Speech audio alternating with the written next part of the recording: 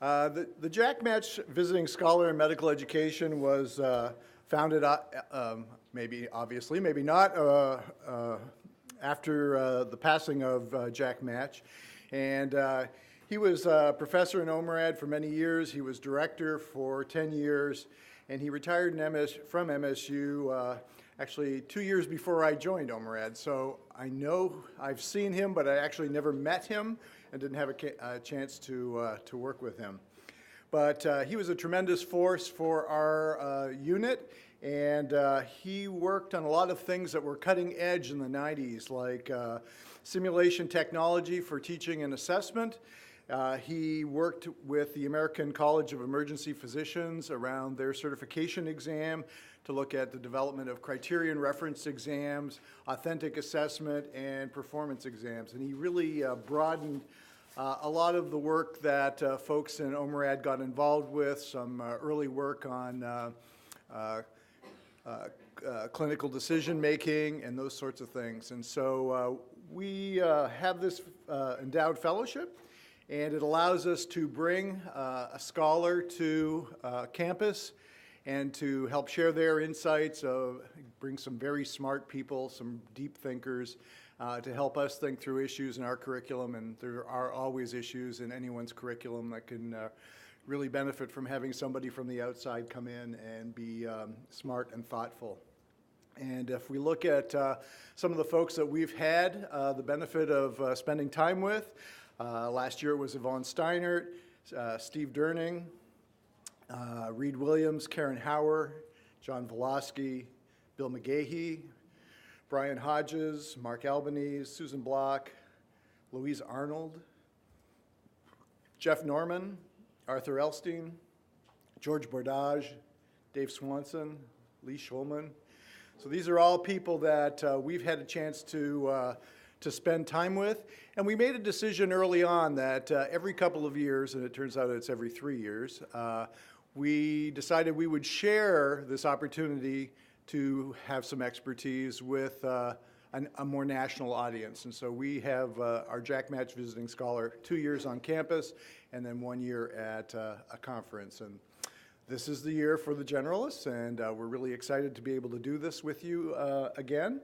And I think really I have nothing more to say that we are delighted that this year Larry Gruppen has accepted our offer to be our Jack Maatsch Scholar and to come here. His travel arrangements to make all of this happen are quite amazing, and I won't really go into any details, but we're lucky to get him on the front end of these travel arrangements while he's all bright-eyed and bushy-tailed. I think in page 11 of the program, there's a lot of details about Larry and his many accomplishments. He's been involved with working groups with the Association of American Medical Colleges, with the AMA, with the National Board of Medical Examiners. I mean, in some ways, Larry's name is synonymous with medical education in so many areas of discourse. And so I think it's no surprise that he's a Maatsch Scholar.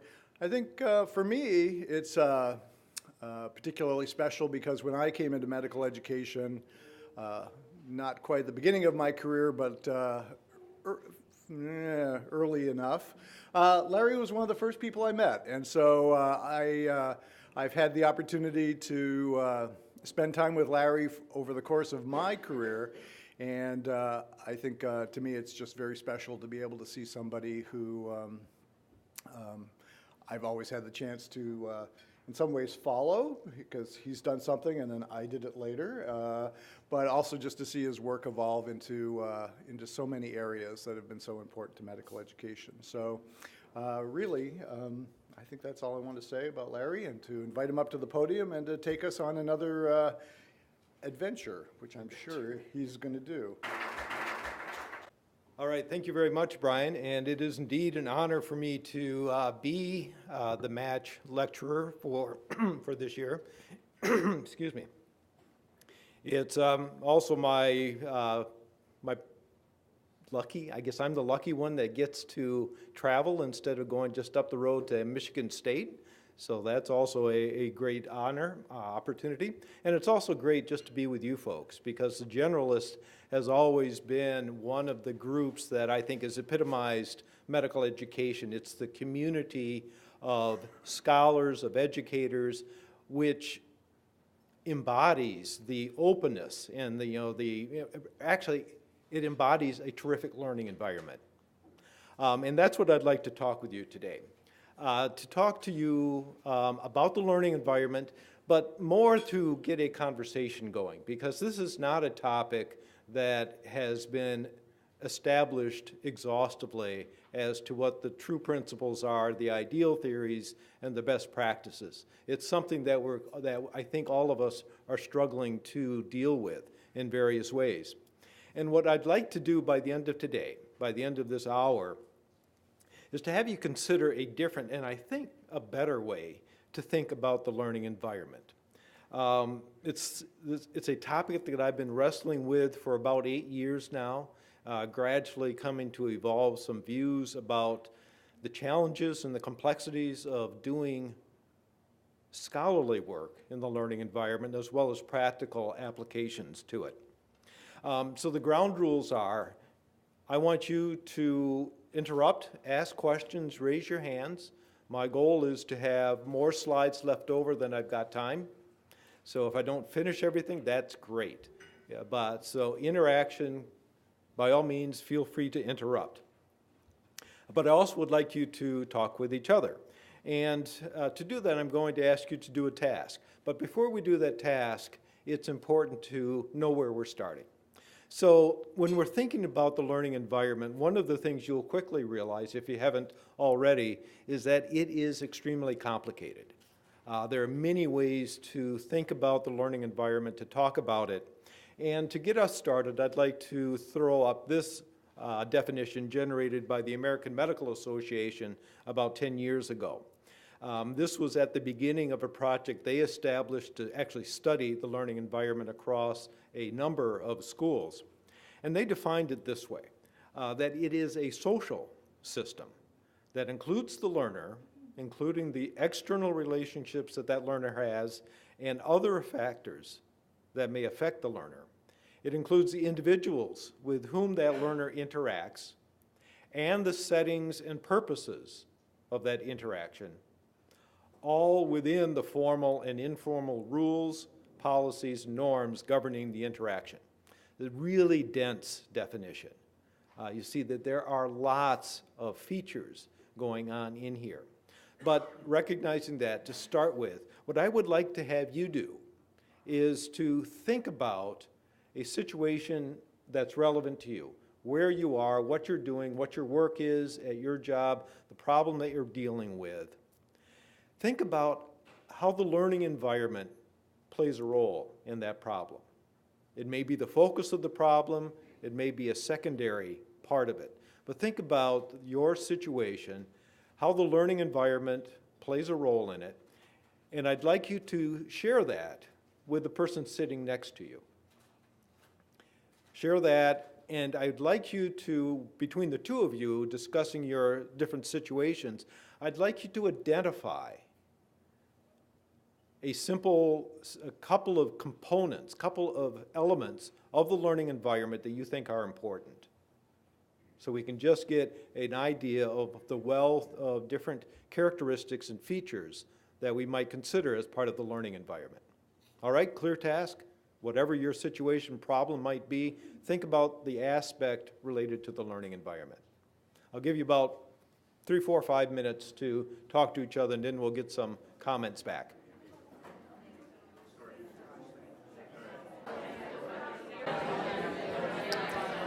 All right, if I can start to bring this crowd to order.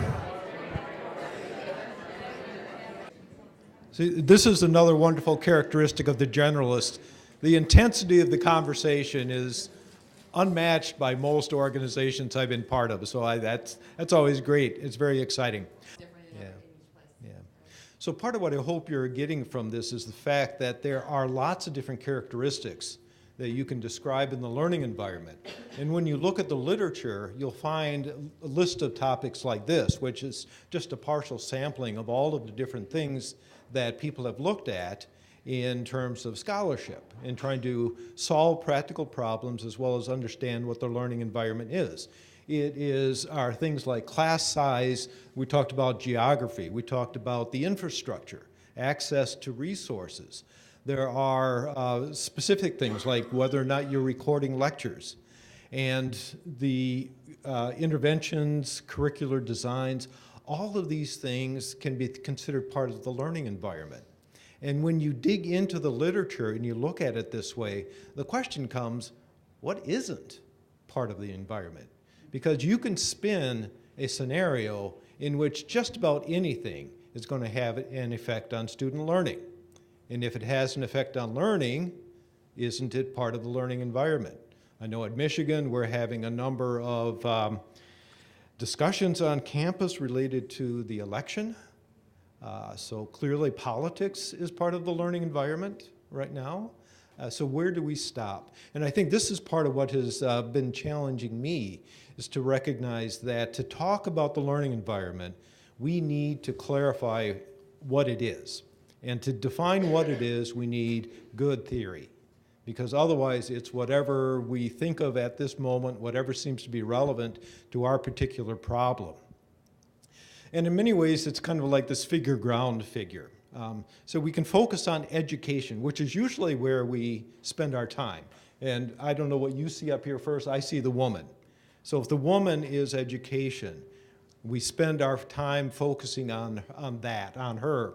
But at the same time, the man playing the saxophone in the background is always there. And at times, our attention will be focused on the background, the man playing the sax. And usually that focus on the background comes only when there's a problem. So how many people are dealing with student mistreatment right now? Yeah, a couple of them. Did we pay much attention to that before the AAMC had a graduation questionnaire pointing that out to us? Yeah. So a lot of the focus on the learning environment comes as a response to sometimes almost as a distraction to our main focus on education. And that's appropriate because if you think about, Larry brought up the educational environment, sorry, slide number 6. The hidden curriculum is a very common theme to recognize that a lot of what students learn isn't what we intend. But I would argue that it's important to distinguish that from the learning environment. Because what we can focus on to a great deal is the content and the process of learning. All the things that are embedded in the curriculum. What we teach, when we teach it, who's teaching it, how we assess it, etc. That's the figure, that's the woman. The context of learning is the learning environment. That's the man with playing the saxophone. That's the background. Those are the things that much of the time we don't really pay any attention to. And both of those we can have intentional curriculum, spend a lot of time on. We recognize that there's a hidden curriculum, that students are learning many things that we're not explicitly intending to do. But we also have intentional and unintentional learning environment. We spend a lot of time. How many have new medical education buildings? Yeah, that's a big institutional investment in the learning environment, trying to spend a lot of time thinking about what spaces to provide for learners. But we also have unintended learning environments. The mistreatment issue might be one of those. So part of what I'm trying to get at here is that it's important for us to have an understanding, a conceptual understanding of how we should be thinking about the learning environment. The other challenge with doing work in this area is that we are dealing very explicitly with the conflict between perception and reality. Again, the mistreatment issue is, Michigan's been wrestling with it. One of the first responses we had to recognizing it as a problem was to question whether this was real or perceived. So we don't think we're mistreating the students. Obviously, they think they are being mistreated, so who's right? And we had a fair number of discussions about whether it was the environment or the learners. And one of the things that I found helpful is Jen's, in the review back in 2001, was a distinction between the environment and the climate. and to recognize that the learning environment may be objective to a certain degree, however you want to characterize it in terms of size of the institution, number of students, their interactions, et cetera. But it all gets filtered by how the individual learner experiences or perceives that environment. So that at one level, you can say everybody has their own unique, individualized learning environment because they are taking with them certain expectations, priorities, experiences. They interact with different people. You all interacted at different people at your table. You each had a slightly different microenvironment. So at some level, you can say everybody's unique. And how do we talk about a learning environment then if everybody's unique? At another level, we say everybody's at the university of whatever. We have some common features of that environment. So it's a challenge, this give and take between the broad reality that we'd like to think is objective and the individual perceptions. This is an important point for measurement because measuring the learning environment is a very popular activity. Lots of instruments that are developed to measure the learning environment. Fortunately, there are several reviews to help summarize what these tools are, what they focus on, their strengths and weaknesses, so you don't need to dig each one out individually because they all focus on different audiences. Undergraduate, graduate, they focus on different settings. Clinical, classroom. But the key feature with all of them is that they are based on student perceptions. So the typical instrument would have questions like this. My work tasks are relevant to the learning objectives. I have influence over my learning. The supervisors, staff, et cetera, are working together as a team here. So as you can see, these are all individual perceptions of whatever environment they're in. And it means that whenever we're doing research on the learning environment, we're filtering everything through the lens of the learner and how they perceive things. And I've been wrestling with ways to get around that problem. And I think it's inherent to the very construct of learning environment because you can't have a learning environment separate from the learner. The learning is a key part of it. It's a half of that figure ground. And that learning is inherently individual, inherently unique to the individual. So we need to wrestle with this as a fundamental issue in the learning environment. So at this point, I want to see if there are any questions. I'm going to go into theory next.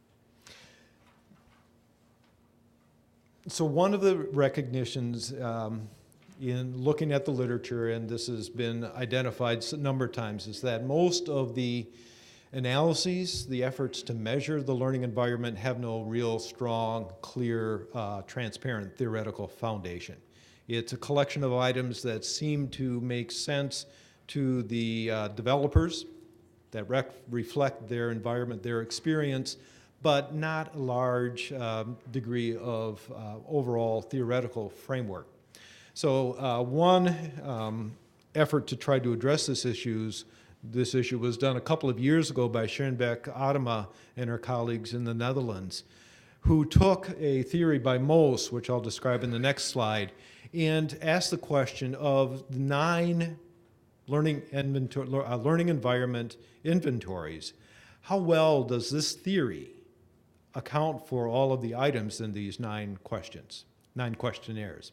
So what they did was to break up the 9 instruments into the individual questions, categorize those questions against Moses' theory, and see how well that they fit. And as you can see, they found that 90% of the items of these 9 instruments fit within this framework, which either means that we're measuring the same thing 9 different times, or we have a framework that is so broad that we can fit everything into it. But the upshot is that, as they said in the title, is where's the theory? is that learning environment is something that does not have a very strong theoretical foundation. A couple of guiding frameworks do exist, have been explored in the literature. MOSE, as I said, is one that dates back about 40 years now, comes out of the psychology literature, not the medical education literature. And MOSE described the environment in terms of these three dimensions. So the first one is personal development and goal direction. So for the individual learner, their efforts to identify what the outcomes of the education are, their personal goals as well as the goals defined by the environment, the role of feedback, constructive criticism, the content and its relevance to those goals. The second dimension were relationships. Relationships among the learner, other learners, faculty, support and affiliation in that learner group. And the third area were things like system maintenance, kind of the larger scale description of the institution, whether it was innovative, responsive to the learners, had clear expectations, and the like. Different framework was provided by Jen in the AME guide number 23, where Jen took a somewhat more descriptive approach to describing the environments, defining these different roles. So you can think of three different roles of individuals. We have students, we have faculty, and then we have administrators. So that kind of this triangle, all in the background of physical features. So you have the social and the physical environment. Those are the two theories that have been proposed in the literature, at least in my examinations. There are a couple of other theories that may be relevant, however, not been used to describe the learning environment. One of them is situated cognition and ecological psychology. Both of them have a very strong emphasis on context as a description, as an influence on cognition and behavior. They have tended to focus on the context as a social focus rather than, and filtered through the individual rather than, objective environments. So it's how the individual perceives that environment. Another one is person-environment fit, which comes out of industrial and organizational psychology, which looks at the characteristics of the environment and of the individual and tries to quantify how well the individual and the environment fit in terms of required skills, values, opportunities, demands, that finding an environment that is a good fit to this individual will produce greater productivity, greater performance. But as I said, these address the issue of context, but not particularly in the context of the learning environment. So what I would like to do, given this relatively sparse landscape, is to offer something that I have been interested in discovering over the last couple of years. And this is Miller's hierarchy. Now, given this is a generalist, I'm sure this is the Miller you're thinking of. George Miller, a grandfather of medical education, University of Illinois at Chicago. This is the wrong Miller. I'm interested in James Greer Miller, who you have never heard of. J.G. Miller overcame his very humble beginnings at Harvard, clawed his way up through the ranks at the University of Chicago, and finally achieved fame and immortality at the University of Michigan. He was a psychologist by training. He did a lot of work in biology, and his goal was to define a general systems theory for all of life. Okay, you think you've got important things to work on. Yeah. He was interested in life, living systems, living organisms as systems that varied in scale, each system having similar characteristics, similar dynamics, similar processes. So every system, every living system brings in information, brings in resources. Every system processes that information or those resources and brings and transports them out of the system. So he was interested in trying to find a almost like a general theory of relativity. a universal theory to explain all living organisms. Whether he succeeded in that is a secondary point. But what was interesting for me was that he was framing this in the context of the dynamic patterns of the relationship between the organism, the living system, and its environment. And I think this is where I've been trying to explore things related to the learning environment. Greer's magnum opus is 1,100 pages long. You can get it on Amazon. It's about $1,000. So needless to say, we're not going to take the whole theory and try to impose it here. But the one framework, aspect of that framework that I do think is relevant is his idea that there are levels in a hierarchy of living systems. So that he starts by talking about cells as the fundamental level of living systems. Cells in the aggregate form an organ. Organs in the aggregate form an organism or a person.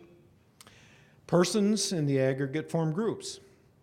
Groups gathered together can form organizations. Organizations, communities, societies, all the way up to supranational systems that, like the European Union. So that hierarchy has been one of Miller's major contributions, and I think the ones that I've highlighted in red are useful for thinking about the learning environment.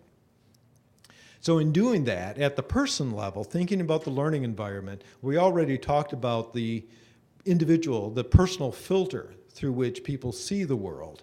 And these would include things like personality, their prior experiences, their expectations and goals, all of which are different for each person, each individual, and other things like their experience of stress levels and resilience. So there are a lot of characteristics of the learning environment that you can think about at the level of the person. At the level of group, you might think of other characteristics of the learning environment. To what extent are these interactions among peers formal or informal? Are they characterized by a large degree of competition or cooperation? Respect. Learner-faculty interactions, learner-patient interactions, interprofessional interactions. So all of these various aspects of relationships and interactions among people at the group level also contribute to the learning environment. Going up another level at the organization, learning environment characteristics would fit the things like culture. And thinking about the physical environment, which is typically an organizational contribution, new buildings, new facilities, new resources, like technology, as well as the culture of the institution. Is it public, private, for-profit, not-profit?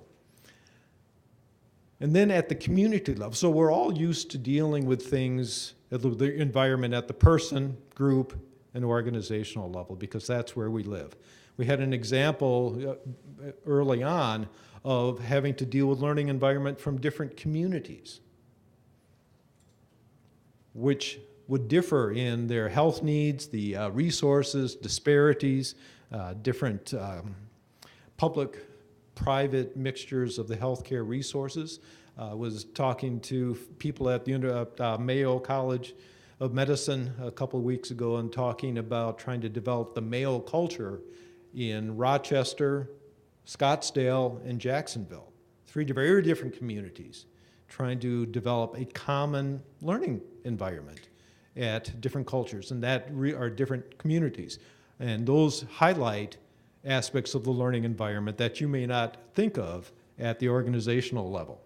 And then finally, at the societal level, if you're doing international work, you start to appreciate all of the differences that we take for granted when we're working within the US or North America, and how differences in regulation, the national economy, resources, professional roles also are part of the environment. So it's important, I think, part of the contribution of thinking of it that way is when you start doing analyses or interventions.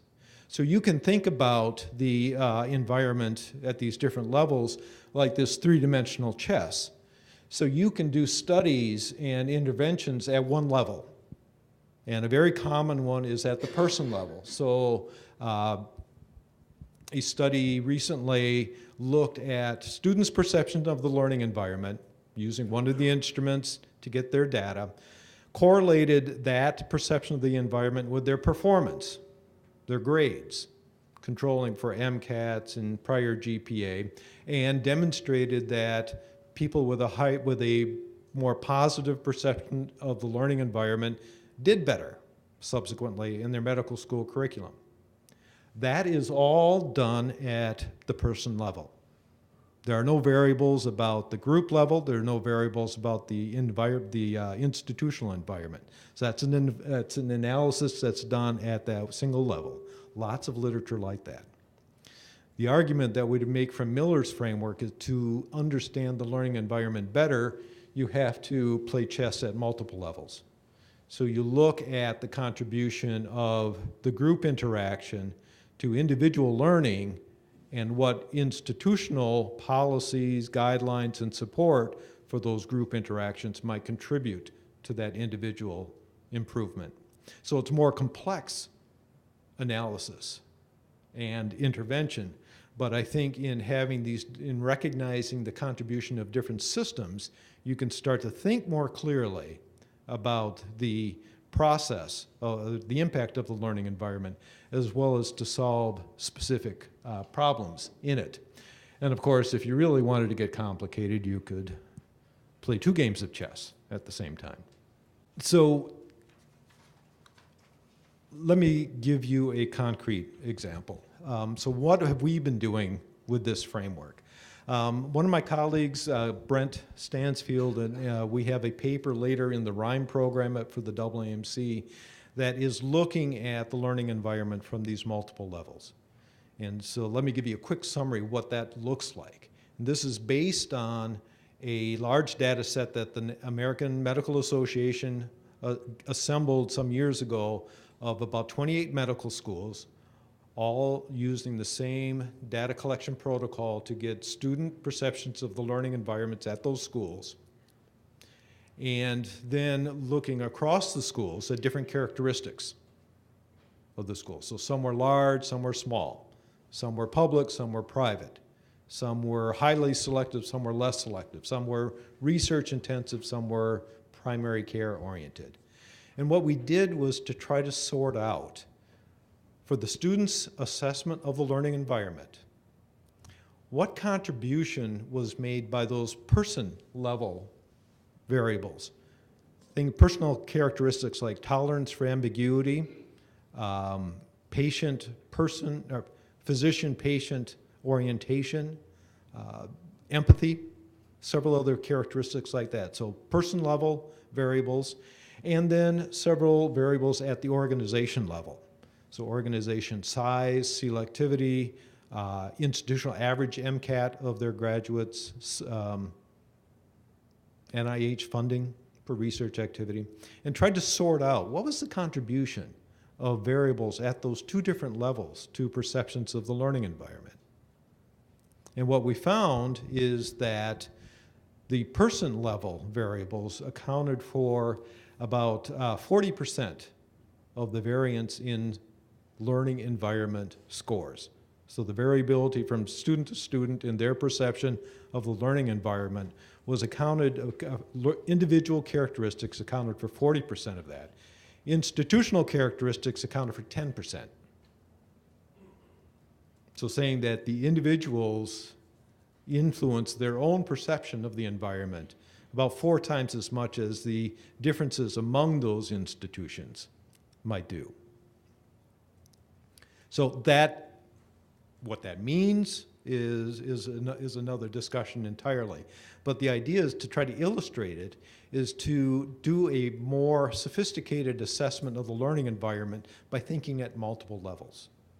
So that we're not just looking at the individuals, and we're being thoughtful about the different levels that we might consider. Question? So does that mean half the variance is unexplained? That's what it means. Yep. Saving it for the end. No. I would defy you to find many studies that account for half the variance of anything. The reality is, so everything was statistically significant, if that matters. And it didn't matter, because what really counts with something, data set of that size, was the relative contribution of these different variables. But until we did that study, we really didn't have an idea of, was the learning environment being determined primarily by individual subjective variables, or these more objective characteristics. So what I would like to see what my time is here. Okay, so we have a few minutes. I would like you to think about what you discussed at your table and the ways you talked about the learning environment, and just reflect on whether or not this structure provides any clarification, any benefit to the discussions that you had about the learning environment. Does it help you understand perhaps different levels of the learning environment that were having an impact in your problem, in your situation? And if so, would you be interested in sharing that? So let me close with this summary. What I have drawn from my explorations in playing around with this framework is that to really do better research on the learning environment really requires a way to think about it in a complex way, its complexity. And Miller's system of, his framework of living systems provides one. It's not the only one by any means. The others is that analytically, research-wise, it's important to recognize that if you're trying to measure variables below or above the level of the individual learner, you need to be able to compare different entities at those levels. So you need to be able to compare different groups. You need to be able to compare different institutions. You need to be able to compare different societies. So in order to understand the impact of these higher levels of living systems, we need to have very different databases. We need to have collaborations among schools, among societies, to be able to better understand what's going on at these higher levels, not just to say this is the context, but to see what the impact might be.